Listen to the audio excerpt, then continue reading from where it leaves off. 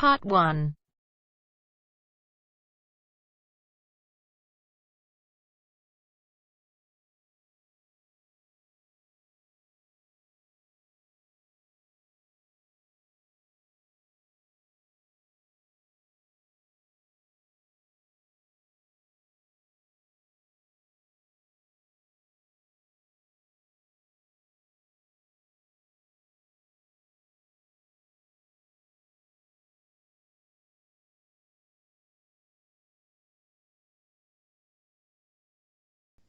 You will hear two colleagues, Joan and Peter, organising a Christmas dinner for their office staff. First, you have some time to look at questions 1 to 5.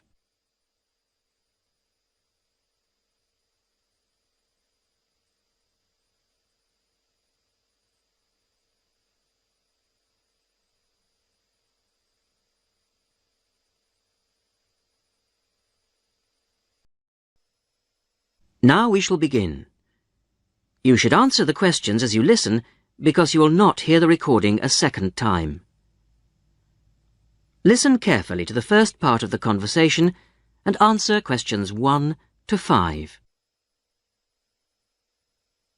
Right. Let's try and get it sorted out today, so we don't have it hanging over us, OK? Good idea. I'll take notes. First thing, numbers. Have we got anything definite? Well, I've been working it out, and I think 40 to 43. Shall we put 45 to be on the safe side? Yep, fine. Dates. Well, that's straightforward. The last working day before Christmas, which is... Which is December the 21st. Which is going to be pretty difficult to book at Christmas. So we'd better think of 2 or 3 places, just to be on the safe side. Well, last year's was hopeless. The Red Lion, wasn't it? Yeah. We ought to go for something more expensive, 'cause You gets what you pay for. That new Indian restaurant in Weatherfield is supposed to be excellent. The Rajdoot. Oh, how do you spell that? Rajdoot. And it's bound to be packed. Well, let's put that down as the first choice and have some backups. What about the Parkview Hotel as a second choice? Yes, that's always reliable. Parkview Hotel. And the London Arms, in case. London Arms. I'll call them now if you want. No, I'll do it, Joan. You're really busy. Oh, have you got the numbers? Not for the Rajdoot, but... right, Parkview Hotel. 777192... and London Arms 208657. Great. Before I ring, we'd better just make sure they're within the price range. Up to £15 a head? I think you'll find some people won't be able to go that high. Well, you can't get anything decent under £10. OK. We'll say 12. OK. And we'd better make sure there's good vegetarian food. And a non-smoking section. You know what the boss is like. Don't remind me. I'll let you know as soon as I get anything.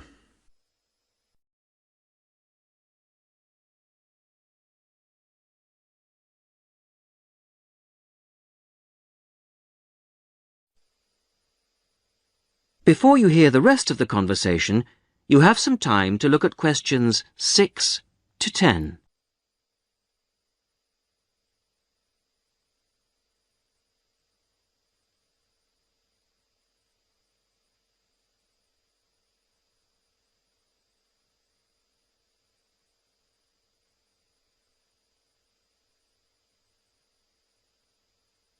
Now listen and answer questions 6 to 10.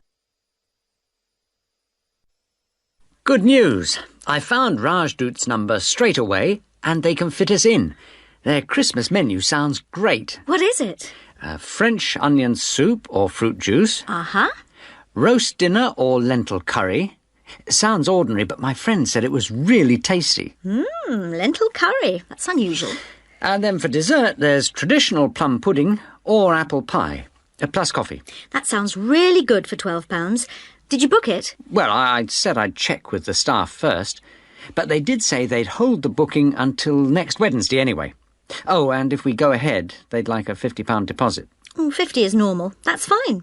And they want a letter. Right, to confirm. Oh, and they say with such large numbers, we have to choose the menu in advance. Well, that won't be a problem. I'll put up a notice with details of the restaurant and the menu. When did you say they wanted confirmation by? It was, let's see. The 4th of November. Where do you think I should put up the notice? Where everyone's guaranteed to see it? On the cafe notice board, I should think. Hardly anyone looks at that. Well, the newsletter's probably your best bet. Oh, good idea. I'll go and do that now. That is the end of part 1. You now have half a minute to check your answers.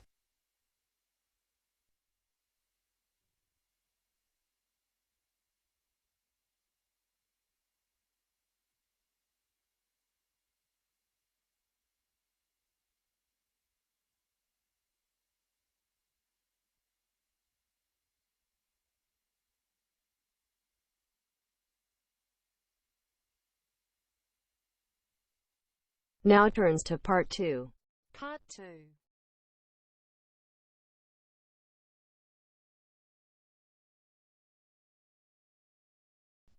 You will hear a college tutor asking Julie Brooks, director of a college sports centre, to talk to a group of students about the centre. First, you have some time to look at questions 11 to 16.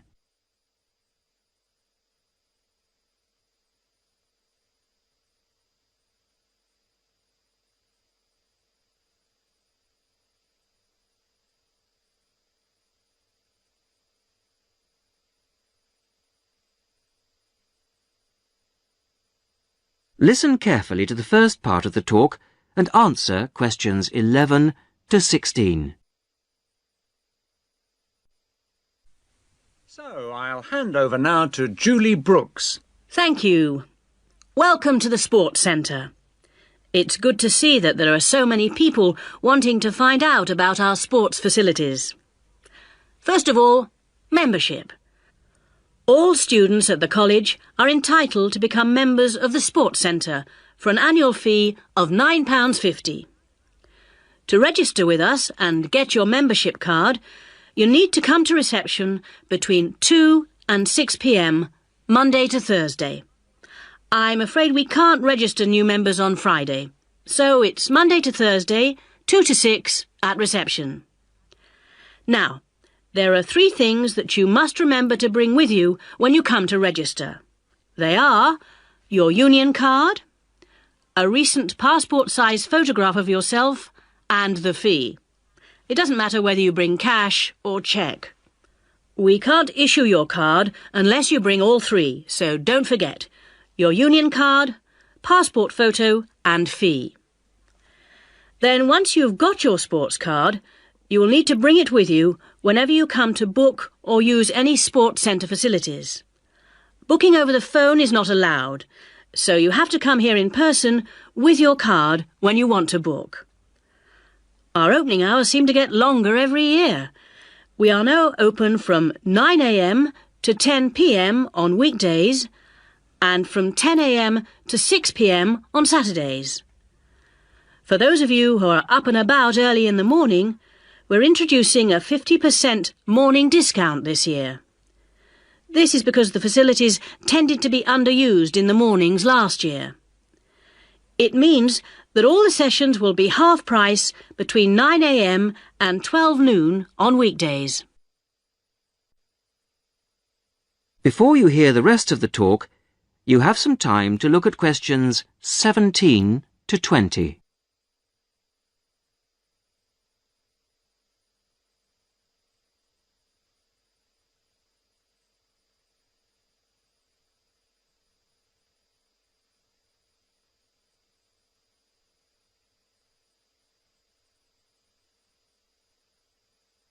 Now listen and answer questions 17 to 20.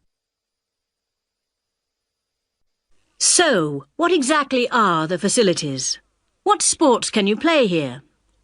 Well, this room we're in at the moment is called the main hall, and it's used mainly for team sports such as football, volleyball and basketball, but also for badminton and aerobics. On the other side of the reception area, there's the dance studio. This provides a smaller, more intimate space, which we use for ballet, modern dance and martial arts. Not at the same time, of course. Then, in a separate building, which you may have noticed on your way here, it's on the other side of the car park, there are the squash courts, 6 of them. And at the far end of the building, a fitness room. This is our newest facility, only completed in the spring, but it's already proving to be one of the most popular. As well as all these facilities available here on the campus, we also have an arrangement with the local tennis club, which is only 2 miles away, entitling our students to use their courts on weekday mornings in the summer. So, I think that there should be something here for everybody, and I hope to see all of you at the centre, making use of the facilities. If, in the course of the year, you have any suggestions as to how the service we provide might be improved, or its appeal widened, I'll be interested to hear from you. That is the end of part 2. You now have half a minute to check your answers.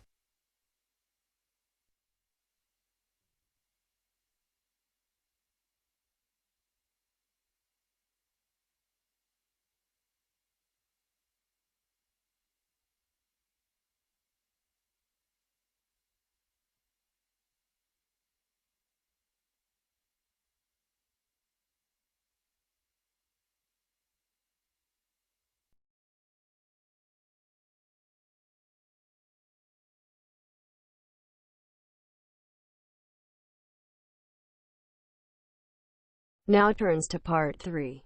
Part 3. John Brown, a school student, is entering a competition for young electronic engineers. He is talking to his teacher, Mary Collins. First, you have some time to look at questions 21 to 30.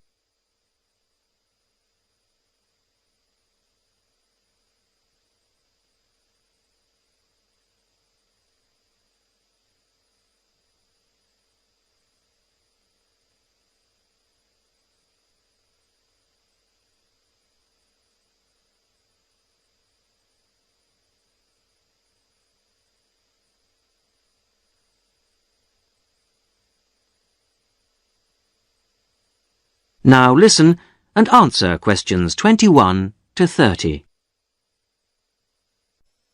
Good morning, Mrs. Collins. I just wondered if you could help me with this entry form for the Young Electronic Engineer competition. Hello, John. Oh, you've made the jigsaw for blind children with the bleeper. When they put a piece in correctly, that's right. OK, let's have a look at the form. Right, thanks. I've never filled in one of these before, so... Well, let's just do it in pencil first. So, name of designers. Well, Anne helped me with some of the electronics work. Then you must put her name in as well. Right. Anne Ray. Sorry, it's A-N-N-E, and her surname is spelt R-E-A. Good start. OK, R-E-A. And age is easy. You're both 16. What have you called the design? Keep it short. What about jigsaw puzzle design for visually handicapped? Too long. Just say blind puzzle. That'll do. OK. Right now, size of equipment? I've got it noted down here. Yes, width is 20 centimetres. OK. Length is 50 centimetres, and then the depth is, well, it's very little. What would you say? I think you can be approximate. I'd say 2.5 centimetres. And the electricity supply? Is it mains operated? No, it isn't. It's actually battery. OK. Right, battery. Fine. OK, it's the next bit that I'm really not sure what to put. Well, special features means what is really new about this? You know, suitable for the group you made it for. Well, it's safe for children. That's fine. Put that in. OK. And of course, we think it's educational. Yeah, there you are. You've done it. Anything else? Well, I think the price is good. That's probably the most important factor. OK, cheap price. Which brings us on to the next bit. What's the cost? Well, the pieces we made out of old wood, they cost, $5. And the electrics? They were more expensive, say $9.50. Brilliant. Now, what do they mean by other comments? It's just a chance for you to say anything about the equipment and problems you envisage. Well, we'd really like help with making plastic instead of wooden pieces. Well, put something like, need help to make plastic pieces. OK. And the other thing is, we'd like to develop a range of sizes. Well, that's fine then, just put that. And the last bit is, when will you send the equipment? Well, we've got a lot of work on at the moment, and we want to get it as good as we can. Well, say 25th of June? Can't we make it later? Well, the last date is the 1st of July. Why not say that? OK, that's what I'll put. So, that's the lot. That's brilliant. Thanks very much, Mrs. Collins. I'll send it off straight away. Glad to be of help. Very best of luck to you both. Thanks. Bye. Bye.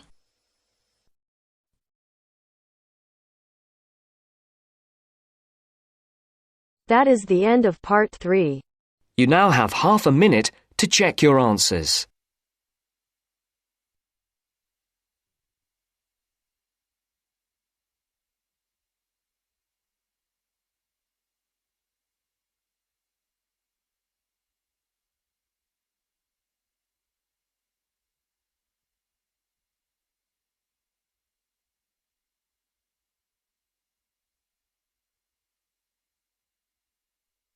Now turns to part 4. Part 4.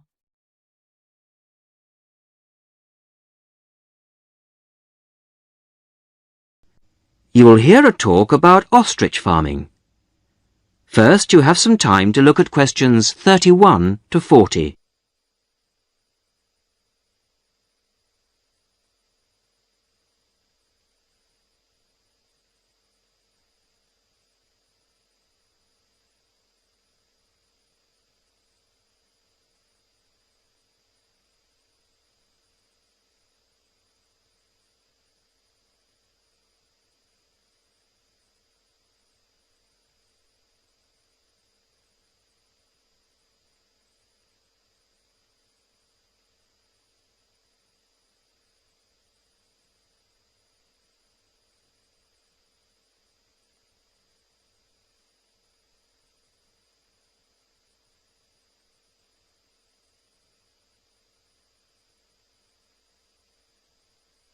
Listen carefully to the talk and answer questions 31 to 40.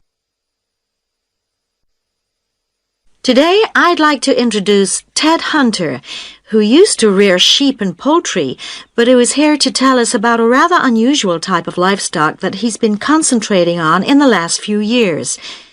Ted Hunter is a member of the Domesticated Ostrich Farming Association, and is here to tell us about the possibilities of breeding and rearing these birds in this country. Thank you, Paula. When you look at international restaurant menus and supermarkets, they all tend to feature the same range of meats: beef, lamb, chicken, pork, that sort of thing. But people are always interested in something different. And we're now finding that farming can bring new types of meat to our tables.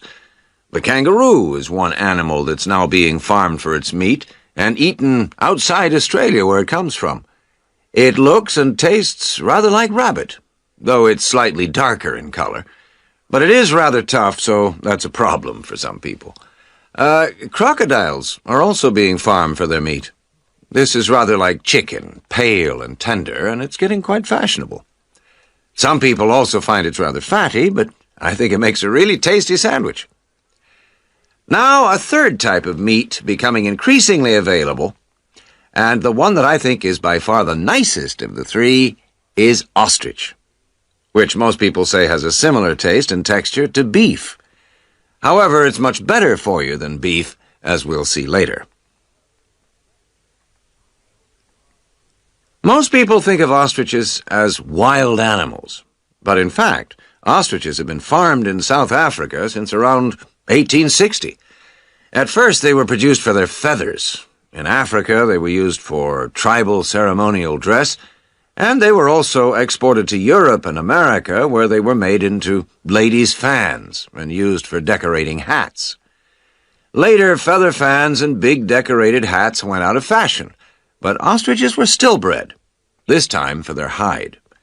This can be treated to produce about half a square meter of leather, very delicate, fine stuff of very good quality. At the same time, some of the meat was used for biltong, the air-dried strips of meat popular in South Africa as a sort of fast food. However, recently there's been more and more interest in the development of ostrich farming in other parts of the world, and more people are recognizing its value as a food source.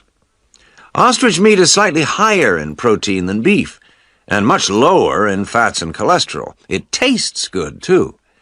A series of European taste tests found that 82% of people prefer ostrich to beef.